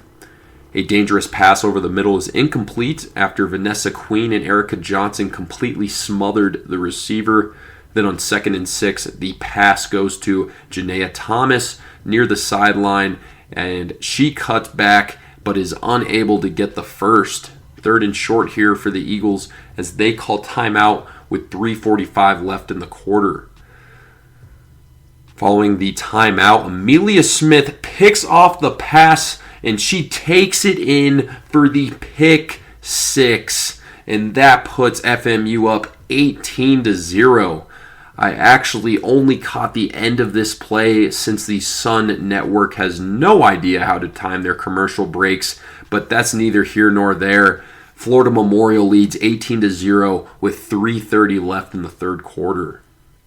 It's now looking quite bleak for the Reinhardt Eagles as they try and get the ball back here following the pick 6. Alicia Wyatt takes the power option herself for a 1st down. 1st and 17 here for the Eagles. Then Alicia Wyatt is sacked for a loss of 5. 2nd and 22 as Wyatt rolls to her left and finds Anaya Moore to give Reinhardt those 5 yards back. Wyatt then nails Janaea Thomas along the sideline for a big gain and 1st down across midfield. On 1st and 18, it's a pass over the middle caught by Anaya Moore for a slant for 4 yards, and that takes us to the end of the third quarter. Florida Memorial has a commanding 18-0 lead over Reinhardt heading into the final quarter of the game. It is 2nd and 14 for Reinhardt to start the fourth quarter. Alicia Wyatt is sacked on the first play of the quarter as Faith Scott tracks her down for a big loss of 10 yards.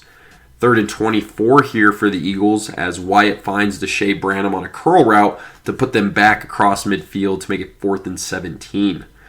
On 4th down, the pass over the middle goes to Blue McFarland, and it is stopped short of the 1st down for a turnover on downs with 10 minutes left in the fourth quarter. It is 1st and 9 now for FMU to start their drive. A power option right to Erica Johnson goes for 5 yards to make it 2nd and 4, and then a pass over the middle to Johnson again gets the Lions a 1st down across midfield. On 1st and 19 here for FMU, Santos finds the center Destiny Marrero for a short 3-yard gain, and that is followed by a slant to Erica Johnson to get them another 6 yards.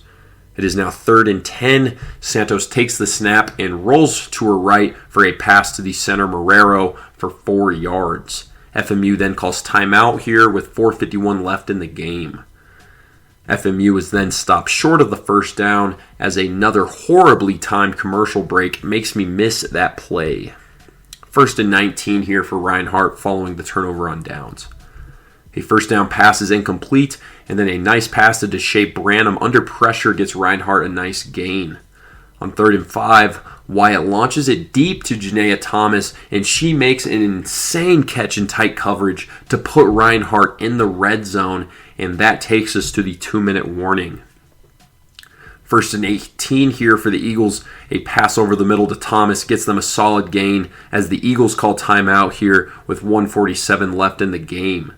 The pass to the end zone falls incomplete as Wyatt was under heavy pressure, and then the 3rd down pass to Deshae Branham falls incomplete as it appears Branham was a bit shaken up following that play. Branham heads to the sideline here with 1:34 left on the injury timeout as it is 4th and 10 for Reinhardt. The 4th down pass is swatted down by Vanessa Queen, and that will wrap this game up, folks. The FMU Lions get their first win of the season as they shut out the Reinhardt Eagles 18-0. That was an awesome win for the Florida Memorial Lions. They've had some struggles here to start off the season with discipline and offensive consistency, but we didn't see any of that in this game as they really seemed to turn a very important corner in this one. Your PMC playmaker of the game is going to Erica Johnson, who had a touchdown receiving and multiple big plays on offense and defense, and she was just the clear number 1 overall player on the field in this one. Johnson was the go-to receiver to move the sticks and also lock down in the secondary to help propel FMU to this shutout win. I also got to shout out Vanessa Queen, who had that insane touchdown in the first half and some big plays on defense as well. Tamilas Santos did an awesome job in this one with 2 touchdown passes as well. Her ball placement in this game was nothing short of fantastic. Also, you had Renisha Gibbs and Amelia Smith get some big-time interceptions, with Smiths going in for the pick 6. Great win for FMU, and congrats to the Lions for getting that first win of the season. Now for the Reinhardt Eagles, I can't say enough how much I like this young core of players they have. There's definitely something special brewing there as long as their team sticks together. But as for this game, not great. They have really struggled in the red zone this season and the 2 games I've seen them play, with a ton of untimely drop passes as well as just an overall lack of creativity in the play calling in the red zone. They have no problem moving the sticks and getting across midfield, but it's just that final 30 or so yards where they really seem to struggle. And with that outro all wrapped up, it is time for me to check out. This is Gino with the Playmakers Corner podcast, and I want to thank you all for listening to this recap. I will see you all in Week 7. Peace out. All right, now let's go ahead and talk about Playmaker of the Week here for Week 6. This is brought to you by Code Red Coaching. Go ahead and check them out at coderedcoaching.com or call 720-979-1914. Once again, go ahead and check out Code Red Coaching at coderedcoaching.com or call 720-979-1914. But they bring you this week's Playmaker of the Week here, and I went ahead and narrowed it down to a couple candidates since there were kind of a lot of blowouts here this week here, but I narrowed it down to Alteria Gooch, the great wide receiver from Life. She had an excellent game against Florida Memorial that resulted in a dub. Pretty much unguardable and one of the best receivers here in this freshman class. In the Weber versus Point game, Sam Wilson was on top of it, played a nearly perfect game. So a lot of respect there. Moving on to the Thomas versus Keiser game, the big game from this week. Sydney Woodman from Keiser, their star linebacker, absolutely is a Playmaker of the Week candidate. Had 6 tackles, flagpoles, and had 2 picks, which were all huge in a 6-0 win. Kaiser's first over Thomas ever.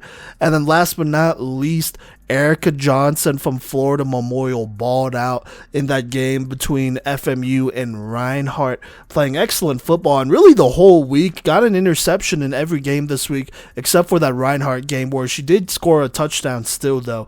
So there you go. There's some great candidates here, but our Week 6 Playmaker of the Week can only go to one person, and that is Keiser Sydney Woodman.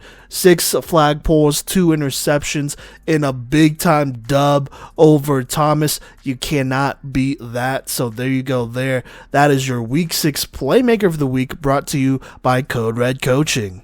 All right, now let's go ahead and talk about power rankings here.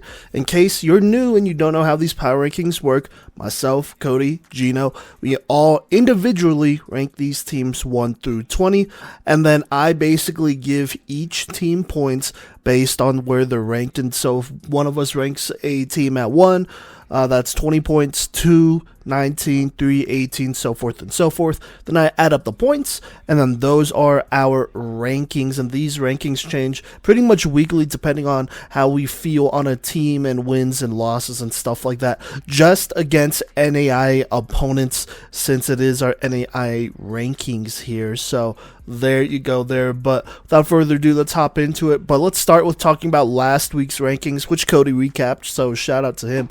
But it was a pretty eventful week. I think maybe our most eventful regular season weekend in NAIA women's flag football history last week in week 5. So a lot of changes.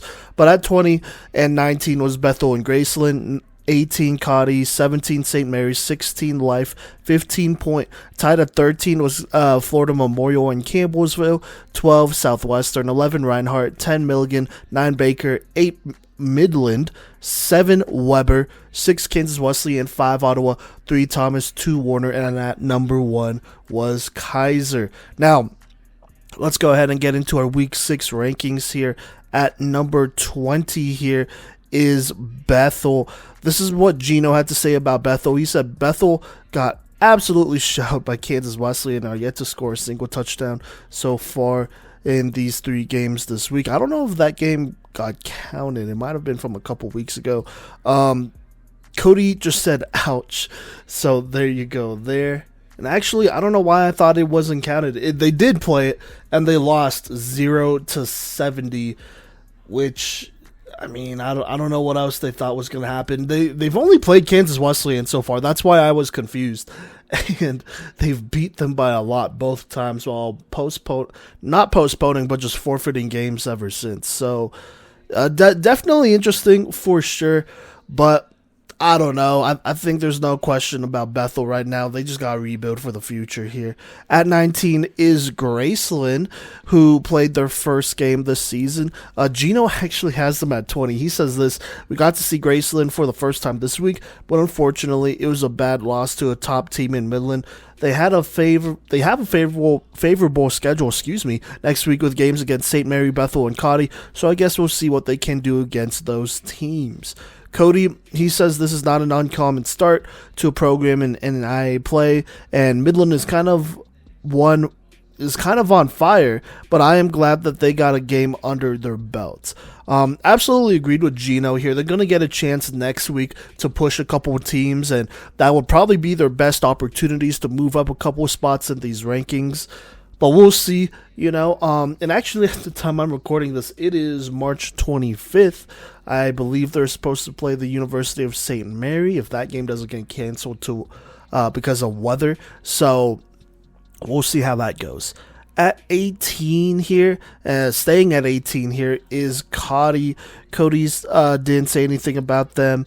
Gino said a 6-0 loss against Ottawa makes it 4 straight losses for the Comets. They have a chance to get back in the win column next week, though, with games against Bethel and Graceland. Agreed there. Moving on, we have at 17, the University of St. Mary. Kodey didn't say anything about them. Gino had this to say: tough loss to Baker this week for St. Mary as their offensive woes continue. Yeah, I mean, they've had some ups and downs. They've shown some flashes. Just about putting it together. So there you go. Not the worst team, but definitely not the best and still working. Now at 16, we got our first change here. It's Point, who moves down a spot in our PMC rankings. Kodey said this: this program struggled this week, and things only continue to look worse on every level for this squad. Jeez. Gino said this: with some really bad losses to Warner and Weber, I have no choice but to drop the Skyhawks spot this week. Those are tough opponents, but I can't let blowouts like that go by unnoticed. And yeah, same for sure. I dropped Point too. I don't think they're looking worse and worse. I think they're just a young team here. They played Weber really close literally 1 week ago, and then it just didn't go their way this week as Weber was on fire. And so it's tough, but they got to move down here. And then Warner is basically in contention for a number 1 team. So I didn't really expect them to compete like that, but to get blown out, obviously you got to drop them a spot here.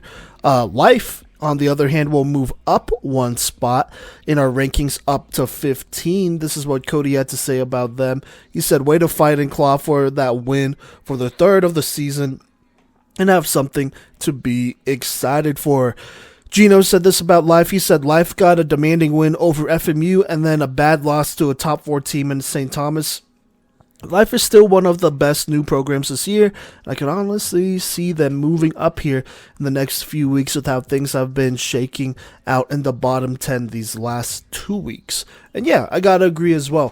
Played Florida Memorial. That game really wasn't that close. You know, it was more so Life kind of letting them back into the game, starting with that bad pick 6 right at the end of the second half.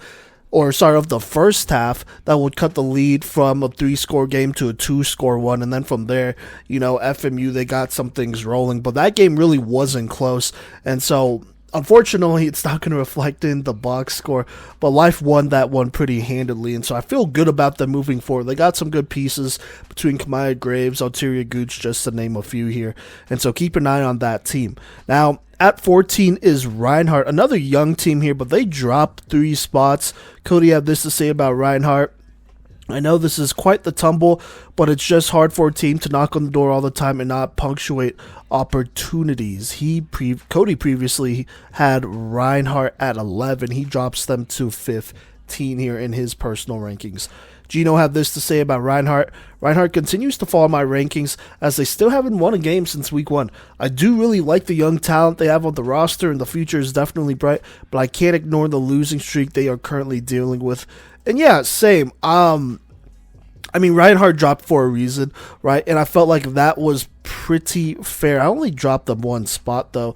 They keep losing these close games, but eventually it comes down to wins and losses, right? We cannot have a team that has won 1 game in the last month or so anywhere close to our top 10 at this point right now. They've lost a lot of close ones, and that's cool. That's good for them. But you got to start putting it together. I mean, they're not a first-year program. They are a second-year program. You do have still some young players over there, like Alicia Wyatt and whatnot. Their quarterback who is talented, but is still figuring some things out on a more consistent basis. So there you go there. Now, FMU, speaking of 1 loss, they stay right here at 13. Kodey said this about FMU, who he keeps right here at 14. He says something serious needs to be done about this program, and soon before something horrible happens, get it together. Gino says this about Florida Memorial, who he actually moves up 1 spot. He said FMU moves up a spot after a clean and disciplined shutout over Reinhardt. Despite the loss to Life, I expect this win to get some good momentum moving forward. The Lions have a potential star in Erica Johnson, who absolutely scorched Reinhardt. And then for me, I recapped FMU. I have dropped them from 10 to 12 here, so still a pretty solid drop. I don't know. It's not, they have talent. It's not the fact that they don't have talent. Like I said in my recap, Tamalu Santos, their quarterback, is figuring out and getting better, it appears. Erica Johnson, Deja Fanning are holding down that defense. You got other players like Alexis Nelson out there, Vanessa Queen. I mean, they got a lot of speed and athleticism. Some really good players. But I am really concerned about where this program is as far as a maturity standpoint goes.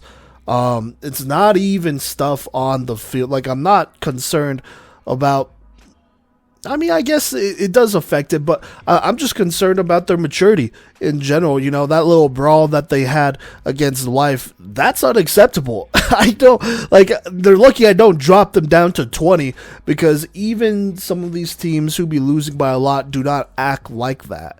And it wasn't like this was that close of a game. It was a 2-score game kind of later in the third quarter, and it was a pretty like routine over, throw over the middle, contested, arms got tangled. You didn't have to sucker punch her, and then you also didn't have to clear your sidelines for one person either and let people in street clothes put your hands on the opposing players. In my opinion, that's unacceptable. There has to be some sort of consequences because that cannot fly. And with that being said, I mean, knowing where their head is at, seeing that, and it's not just that game, they pretty much lead the entire country in personal fouls. I don't know if I trust them to win on a consistent basis. They'll get close.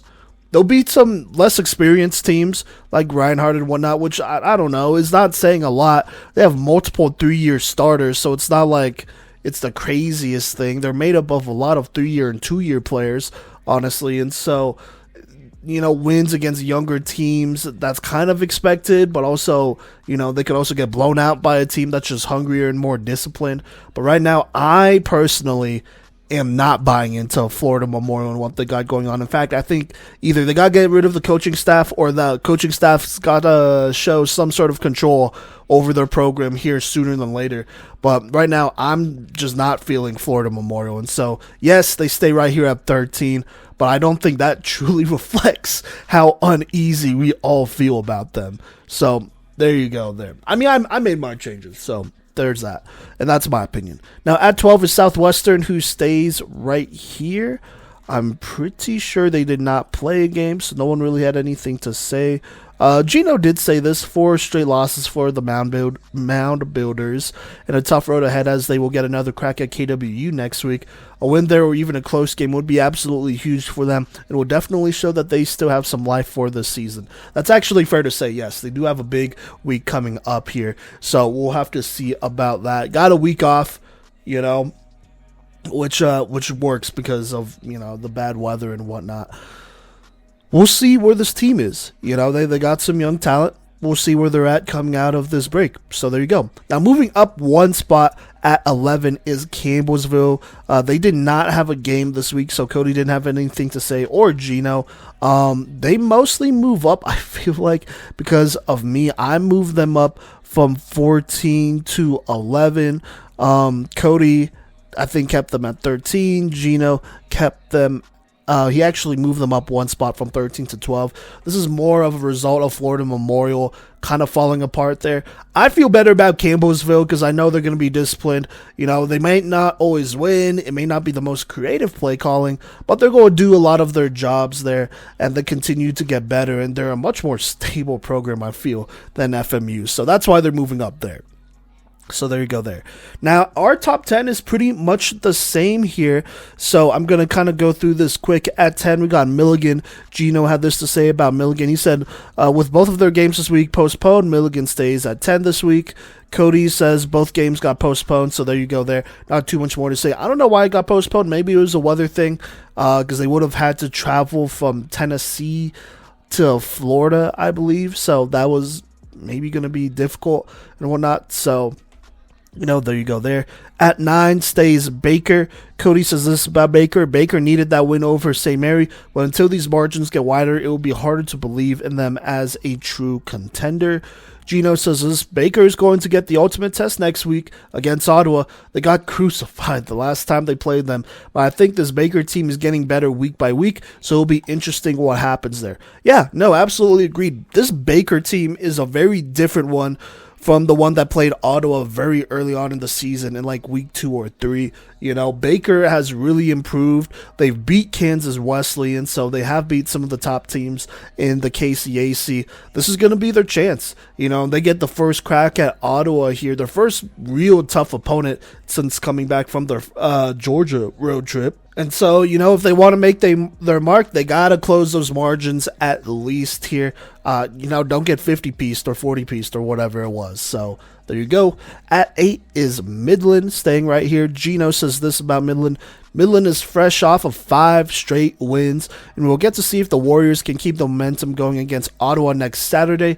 in what is sure to be a great game. Kodey said this about Midland. Their win over Baker was a great way to start the week, and then facing a squad in their first game ever took care of business. Also, Baker beat Midland on Sunday, so there you go. Yeah, I like Baker, I do like Baker, but I also like Midland right here. They will get to play Ottawa after they've played Baker and Kansas Wesleyan. And so really depending on how those games go, they might get, I don't know, here, let me backtrack a little bit here. The attitude that they might get from Ottawa might be very different depending on whether they win or lose those games. Obviously, if they lose those games, they're going to be hungry to blow out Midland or beat him by a lot, or just beat him, right? If they, knock out those two opponents, arguably the two biggest threats in the KCAC, this could be a little bit of a sleeper game. We'll see. But either way, Midland is kind of in an interesting spot here. They're going to get to see both Baker and Kansas Wesleyan, as in, have that film available to them, play Ottawa and see how they face them before they face them on Saturday, which is a pretty quick turnaround for Ottawa. So there you go there. That's 3 games in like 4 days. So, yeah. But Midland's sitting right here at 8 in a pretty solid spot. At 7, though, is Weber. Kodey said this about Weber. Tough season for the bottom of the Sun Conference, but Weber continues to be a stronghold and won't go out from the other top dogs won't go out from the other top dogs quietly. Gino says this about Weber. Weber completely dominated point and showed that they are worthy of this top 7 spot. We'll see if they can get it, if they can make it close against St. Thomas next week and get a win there. And yeah, gotta agree. Jeff Mileski, their head coach, he said it well about them putting it together, and I really like this Weber team. They're always well coached, right? They have a great quarterback in Sam Wilson, who I respect a lot. She has been extremely underrated this season, but she is playing extremely good football out there. And then you got the rise of Riley Bolster, their 5'10 receiver. Caitlin Sigmundy really coming into her own as well as the rest of the defense, who is playing really good team football there. And so you got to feel good about Weber here if you are them. If you are other teams, they're definitely a trap game. They're a team you should beat, theoretically, but they're definitely a trap game. So keep an eye out on them. At 6 still is Kansas Wesleyan. Kodey says this about K-Dub. He said, nothing to see here. Good bounce back after an upset loss, but doesn't really mean much to beat the squad that they did. Gino said this about K-Dub. We were robbed of a KWU and Ottawa Classic this last Sunday, but we'll get these two KCAC juggernauts face off next Thursday. I actually really like K-Dub's chances in that one, with Chihiro Awada being an MVP candidate and that great defense they have. Nope, definitely agreed there with both Gino and Kodey. They played Bethel and they slaughtered them. That should have been expected. They're not going to move up or down for that, obviously. And then the big one here is Ottawa, and this is a team that they could beat. I'm not going to lie, I really feel like they could beat him. Chihiro Awada has been on an absolute tear for K-Dub here, and this defense has played well. I think the biggest maybe concern is the offense, mostly the skill players. They've had some tough drops, some tough spells of drops the last couple big games they've been in. And so we're going to have to see how that fares against Ottawa. Against Ottawa, you can't drop open passes, though. So we'll see what happens there. But, this is a clash that's been waiting to happen here. If you're a KWU, you got to feel like you could get Ottawa while they're vulnerable. And, that's a great opportunity for sure. And they also don't got to play them first. They're going to play Baker first before playing KWU the next day. So you get them on a Thursday here, off of a back-to-back, which is a real quick turnaround, like I said. So we'll see there. Now at 5 is Ottawa. Kodey said this about Ottawa. The Braves hammered Cottey, but I am really just waiting on the K-Dub game. It is good to get back in the win column after a brutal weekend, though. Gino have this to say about Ottawa. Ottawa can either reestablish their KCAC dominance against KWU on Thursday or continue their unexpected slide. Either way, they have a tough road ahead against a budding Baker squad and Kansas Wesleyan team that doesn't seem to have any weaknesses. Yeah, Ottawa, right now they're sitting at 5. And I think they are about to play their toughest week of KC-AC matchups, starting with Baker on Wednesday, KWU right after that on Thursday, and then Midland on Saturday. Those are the, they make up the top 4 teams in the KC-AC, obviously, along with Ottawa there. And so if you really want to make a statement, if you're Ottawa, you hammer each and every one of them. Now, do I think they're going to do that? I don't know. I think Baker, they're a nice young team. They're going to have some tricks up their sleeves here as they continue to get better. Kansas Wesleyan, this is probably, I want to say, the latest that they've played KWU in the season, and they've pretty much been rolling. They did lose to Baker, though, so maybe there's something there. But Kansas Wesleyan, they look really good with Chihiro Wada at quarterback. And, that could be a signature game for her, potentially as an MVP candidate. But also, that could be a signature game for a lot of the potential award winners like Abby Brown, Suze Kaufman, Madison Carrera, Linkus on that squad. And so if they want to continue to move up in those award races and, in the conference race altogether, they gotta beat Kansas Wesleyan, Baker, and Midland. Losing any of these games, they're ranked just below them here. And so that's going to continue their slide, which would be unexpected, but definitely not impossible. At 4 is St. Thomas as they stay right here. Gino said this about STU. You said no one has scored more than 13 so far this season against St. Thomas. That defense gives them a chance against any team and makes it almost impossible for a non-top 6 team to have a chance against them. It really just comes down to whether or not the offense shows up that day. Kodey says this about St. Thomas.